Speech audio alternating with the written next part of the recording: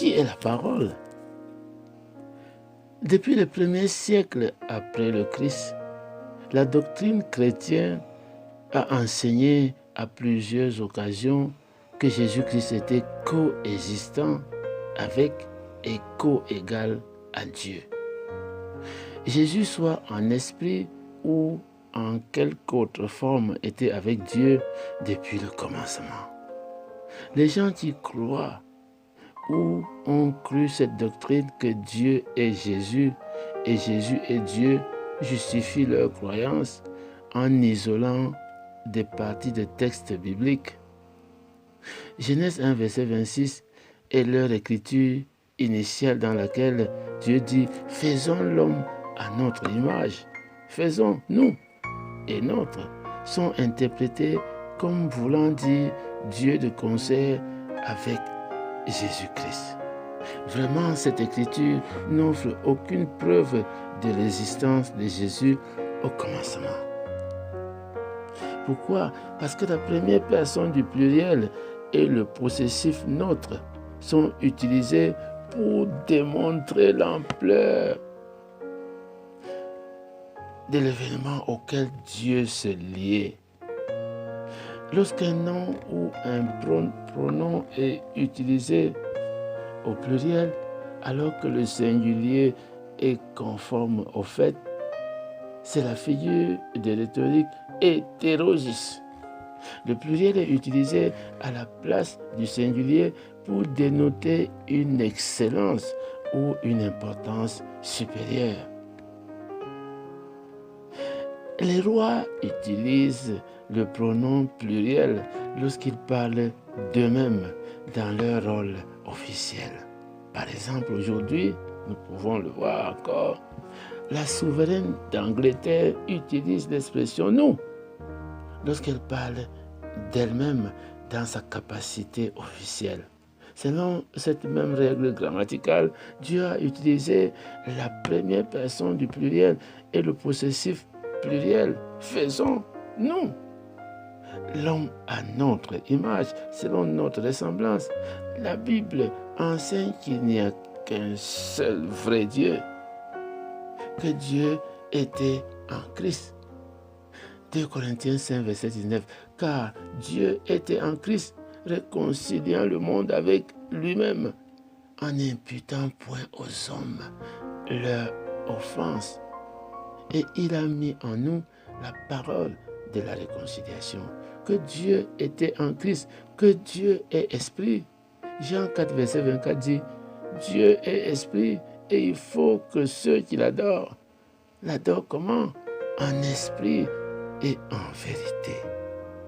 Et que Dieu est éternel, contrairement à Jésus dont le commencement fut sa naissance.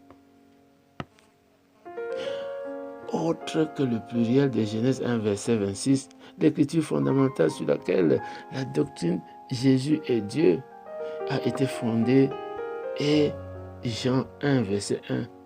Ceci a été lu et interprété comme suit. Au commencement était Dieu. Et le Père, Dieu le Fils et Dieu le Saint-Esprit. Tous trois étaient avec Dieu et tous trois étaient Dieu. Mais ceci n'est pas ce que dit le verset. Jean 1, verset 1, au commencement était la parole. C'est ce que le verset dit. Logos et la parole. Logos était avec qui? Dieu. Et la parole Logos était Dieu. La question de Jean 1, verset 1 est qui est la parole? Ou qu'est-ce que la parole? Logos. Genèse 1, verset 1 affirme clairement au commencement Dieu. Dieu seul était dès le commencement. Comment Dieu qui est esprit communique-t-il en tant que la parole logos en grec avec l'homme qui est chair? Les êtres humains communiquent entre eux au moyen des symboles. Qu'il s'agisse de la langue parlée, d'images ou de langage par signes. Et ces symboles communiquent les idées et les pensées. Mais L'esprit ne peut communiquer avec l'intelligence, les sens ou la raison, puisque l'esprit et les sens appartiennent à deux catégories distinctes et bien définies. Jean 3, verset 6 et suivant. Ce qui est né de la chair est chair, et ce qui est né de l'esprit est esprit. Ne t'étonne pas que je t'ai dit, il faut que vous naissiez de nouveau. Le vent souffle où il veut, et tu en entends le bruit, mais tu ne sais d'où il vient, ni où il va. Il en est ainsi de tout homme qui est né de l'esprit. L'esprit et la chair appartiennent à deux royaumes différents et chacun doit demeurer à l'intérieur de ses bornes. L'esprit ne peut communiquer qu'avec l'esprit et la chair, par l'entremise des sens, ne peut communiquer qu'avec les sens ou le domaine matériel. Comment alors Dieu surmonte-t-il ces obstacles à la communication? Dieu qui est esprit se manifeste aux hommes de trois façons. 1. Par son esprit qui était sur certaines personnes spéciales dans l'Ancien Testament. C'est vrai. Et qui est en ceux qui sont nés de nouveau pendant cette ère de grâce. 2. Par son Fils unique Jésus-Christ. 3. Par sa parole, tant écrite que parlée. Lorsqu'un mot est répété dans la même phrase, dans le cas présent, logos, et que le mot a une signification différente, chaque fois qu'il est utilisé, ceci est la figure de rhétorique appelée antanaclasis. Antanaclasis en Jean 1, verset 1, selon l'usage grammatical normal. La même signification, le même sens est accordé à la répétition des mêmes mots dans une phrase. C'est là ce qui est utilisé pour appuyer l'interprétation qui veut que Jean 1, verset 1 se lise. Au commencement était Jésus-Christ, et Jésus-Christ était avec Dieu, et Jésus-Christ était Dieu. Cependant, Jean 1, verset 1 contient la figure de rhétorique antanaclasis, de sorte que la signification du mot logos répété n'est pas la même. Jean 1, verset 1, au commencement était quoi? La parole logos. Et la parole logos était avec Dieu, et la parole logos était Dieu. Ici, dans le premier cas, logos veut dire Dieu lui-même. Mais la deuxième utilisation de logos a une signification différente. Plusieurs choses démontrent cela. Et cette différence, la figure de rhétorique antanaclasis en est une. Un exemple bien connu de la figure antanaclasis est le cœur a ses raisons que la raison ne connaît pas. Point. Antanaclasis de anti contre, ana levé et clasis une rupture, de clao, c'est-à-dire rompre.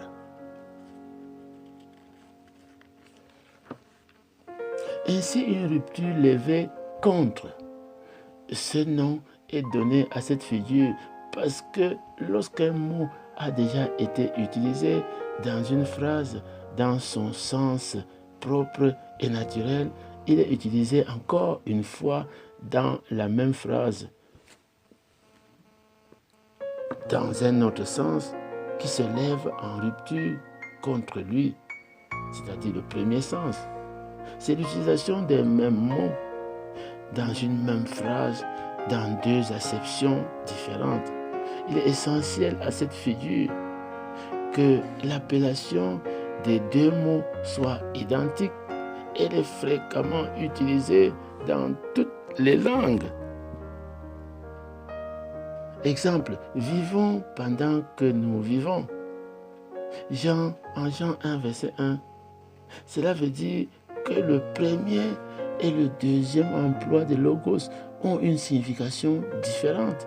Il y a écart aux règles normales du langage et l'on a donné à la phrase une forme particulière pour attirer notre attention et lui donner plus de force. Le premier emploi fait allusion à Dieu en tant qu'entité distincte. Il est la parole. Le second emploi change de sens et fait allusion à Dieu tel que révélé par Jésus-Christ et la parole écrite. Voyons d'autres exemples de la figure en Thanaclasis, Jean 1, verset 10. Le monde a été fait par elle et le monde ne l'a point connu. Le mot monde ici est répété 2 fois, mais dans 2 sens différents. Le premier fait allusion au monde créé, le second aux hommes incroyants.